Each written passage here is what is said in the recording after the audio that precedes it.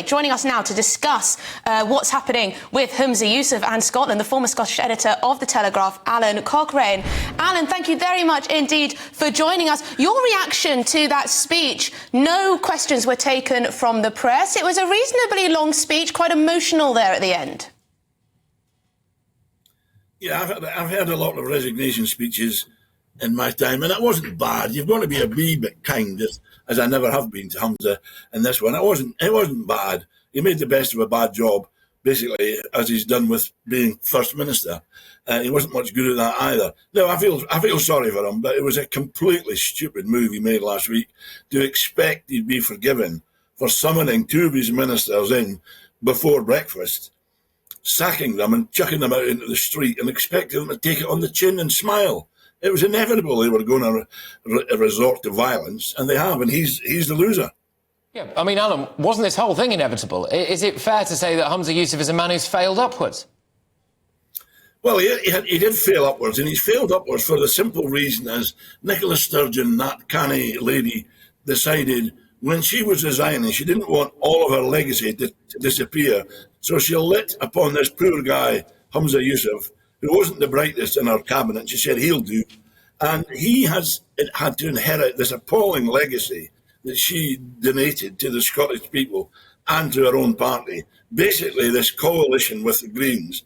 I mean, a party which is very little common ground with Scottish people. I mean, if you listen to some of them this morning, they say that the Humza has been captured by the conservative right of his party. Now, what they're talking about is the economy, education,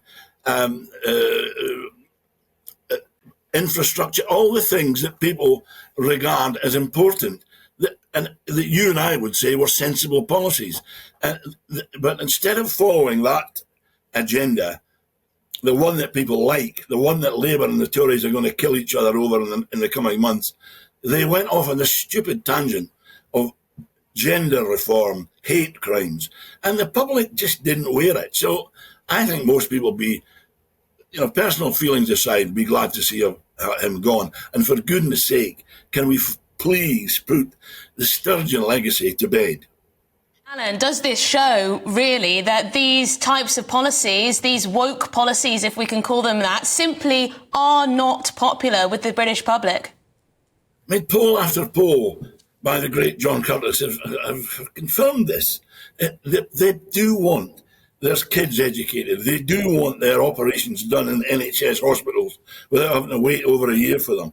They don't want an argument over whether a boy is a boy or whether a girl is a man and all that nonsense that we've had from the nationalists. And that's where it erupted this time about 18 months ago, when people realised what this gender reform legislation was all about, imposed by the Greens on a simple-minded nationalist majority. And boy, are they reaping the whirlwind now. And their best policy, their only policy, independence, forget it.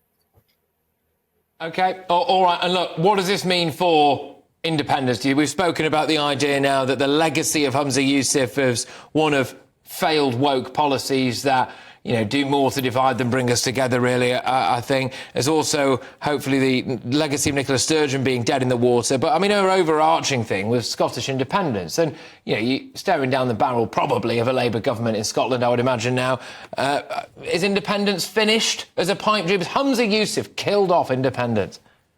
Well, I think he's played a big part in doing so. I mean, I'll give him this. There's 30-40% of Scots still support independence, but surely to goodness they'll see the chaos that their country has been plunged into by this nonsense. I mean, it's a humiliation. It's an embarrassment to be Scottish and have these labels attached to their country. I can't imagine that 30 or 40%, or at least I hope I shouldn't imagine that 30 or 40% support for independence will remain. It's got to start disappearing. And let's have a normal government pursuing normal policies to improve the lot of the Scottish people. Dead simple.